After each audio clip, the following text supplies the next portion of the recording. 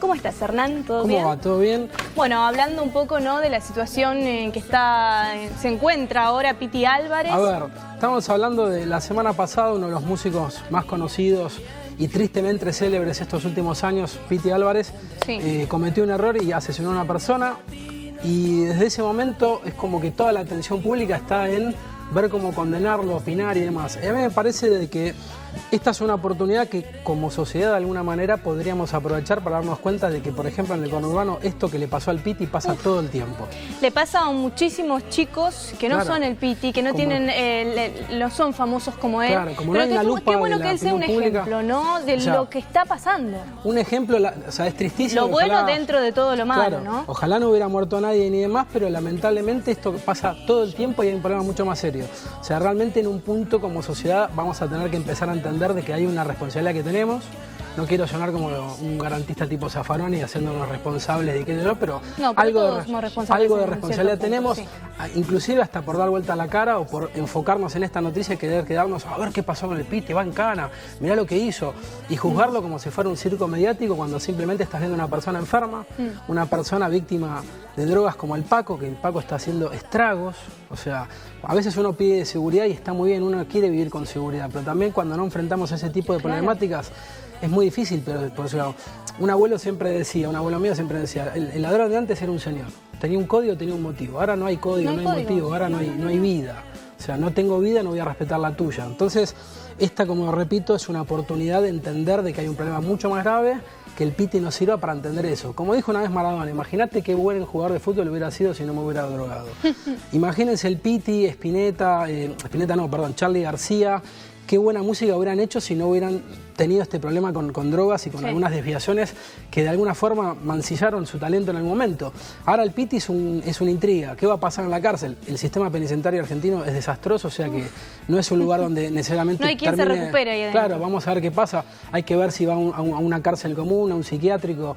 Realmente es una situación muy, muy lamentable y yo creo que hay que enfocarse en un problema mucho mayor, que esta es una pequeña arista que es visible porque es un personaje público, pasa todo el tiempo y hasta que no, de alguna forma, nos hagamos cargo y exijamos que se mejore eso, todo lo demás me parece inútil. O sea, es como hasta que no cuidemos a los pibes, darles de comer, darles educación y porque ayudarlos a que no recurran a las drogas. Porque como decís, Hernán, uno pide seguridad, pero la seguridad es fruto justamente de una buena educación, de que la gente tenga posibilidades, de que la gente que está sufriendo una problemática de drogadicción y junto a toda su familia puedan salir de eso, que es un sistema que los acompañe. Bueno, esto se ve reflejado perfectamente en el Piti. No debe haber nada más inseguro que levantarte a la mañana y no saber cómo le vas a dar de comer a tus hijos. Tal cual. Y ni hablar cuando no tenés un contexto familiar, no tuviste educación, no tuviste roles, ejemplo, estás malnutrido y te drogás con pasta base, que es la peor cosa que hay sobre la faz de la tierra. Pero bueno, ahora quiero usar la segunda parte de la columna para enfocarme en lo bueno de Piti Álvarez, que es su talento, y yo elegí muy caprichosamente 3 momentos, 3 cosas de su carrera que son resaltadores del talento que tiene, porque también hay que entender eso, no es un tipo que habla pavadas y lo ves, no, es un músico enormemente talentoso, un tipo que tuve la suerte de ver en vivo, un tipo que tuve la suerte de grabar en vivo y realmente sé de primera mano el inmenso talento que es y la lástima de perder ese talento a culpa de estas cuestiones. Así que bueno, Piti Álvarez arrancó en el año 89 con una banda llamada Viejas Locas, grabó 3 discos, tuvo un éxito infernal muy muy grande y de repente por estas cuestiones artísticas y decisiones grupales decidió cortar con la banda y en el año 2000 empezó Intoxicados. Sí. En homenaje el nombre lo puso por un tema del primer disco de Viejas Locas. Y en esa banda él quiso ensanchar los límites musicales de la banda. Y el primer momento musical que quiero recordar es el segundo disco de Intoxicados del año 2003. No es solo rock and roll, que es un juego de palabras con un tema de los Rolling Stones, que es solo rock and roll, se llamaba ese disco del 74 de los Stones.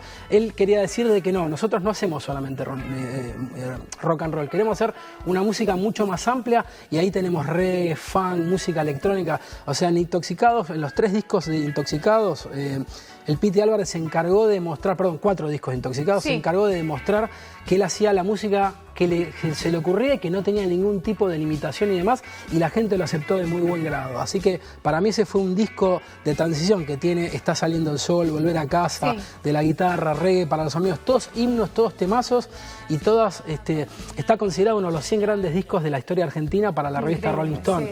No entra cualquiera con la competencia que tenemos del talento. Tal cual. O sea que realmente para mí es un gran momento, es un disco que me gusta muchísimo. Te contaba, tuve la suerte de grabarlo en vivo en un Quilmes Rock cuando estaba presentando juntamente ese disco, y de repente empezar a ver cómo en la prueba de sonido él venía y decía, hace 5 días que no duermo. Pues siempre fue una persona así caótica, si se quiere. Y de repente empezar a ver cómo iba combinando y cómo sonaba la banda, que era espectacular, cómo lograba todo, y ver esos temas en vivo para mí fue una revelación, y a partir de ese momento me volví bastante fan de Intoxicados, y especialmente el Piti, porque todo esto es el Piti.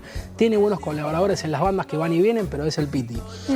Bueno, el segundo momento sería del 2000 al 2009, es la duración de Intoxicados, con esos 4 discos muy interesantes. Ya los últimos demasiado experimentales, la gente empezó a no entenderlos del todo bien. De repente hay 3 años que él intenta una especie de carrera solista, pero toda su problemática que viene de hace muchos años, lo hizo tener unos años medios raros en su carrera, y de repente en el año 2011 vuelve Viejas Locas. Una banda muy querida, muy extrañada, y sería con el disco Contra la Pared. Un disco que, si bien no es el mejor de Viejas Locas, es un disco que a mí particularmente me gustó mucho.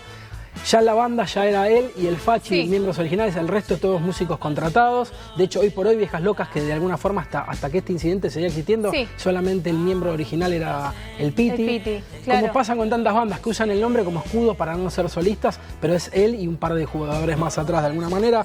Este disco es muy interesante, la verdad que tuvo mucho resultado, y bueno, y se presentó con un Vélez Llenos que lamentablemente tuvo incidentes. O sea, la vuelta de Viejas Locas no fue muy alegre, si bien tuvo mucho éxito y fue bienvenida, todos los recitales solían tener alguna problemática en épocas donde ya el rock argentino... Bueno, incluso lo veíamos hace poco en una llegada del Piti que no llegó nunca, un recital en Tucumán, que veíamos incidentes. Que fue lamentable y se prendieron fuego todo.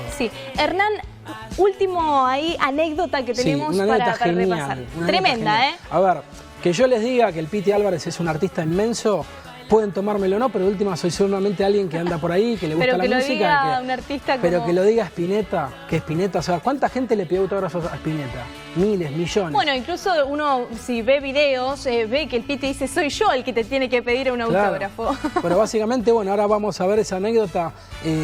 La repasamos. La repasamos un poquito. Básicamente, cuando en el pico de éxito de Intoxicados, Spinetta, desde la salida de un show en la trastienda, le pidió al Piti un autógrafo. En la trastienda, y viene él... Le dice, Piti, por favor, firmame un autógrafo. No, yo te tengo que poner un autógrafo. No lo podía creer. El Piti reconoce que si bien le tenía cariño y le gustaba la música de Spinetta, mucho no entendía su poesía y demás, como también lo ha dicho Papo alguna vez. Pero respetaba muchísimo a Spinetta como todos, y obviamente le gustaba. Pero que Spinetta le fuera a pedir un autógrafo, a él lo choqueó. Y de hecho se lo terminó dando porque Spinetta le insistió. Dale, firmámelo, para mi hija, para mí me gusta lo que haces. O sea, realmente es una confirmación de que si Spinetta te pide un autógrafo, algo bien estás haciendo, ¿no? Tal cual. Hernán, muchísimas gracias por esta nota, y la verdad que fantástico cerrar de esta manera, quedándonos ahí en ese pensamiento de que ojalá esta situación terrible que está atravesando Piti Álvarez sirva de alguna forma para despertar socialmente y para despertar aquellos ámbitos que no están funcionando. Exactamente, gracias a vos.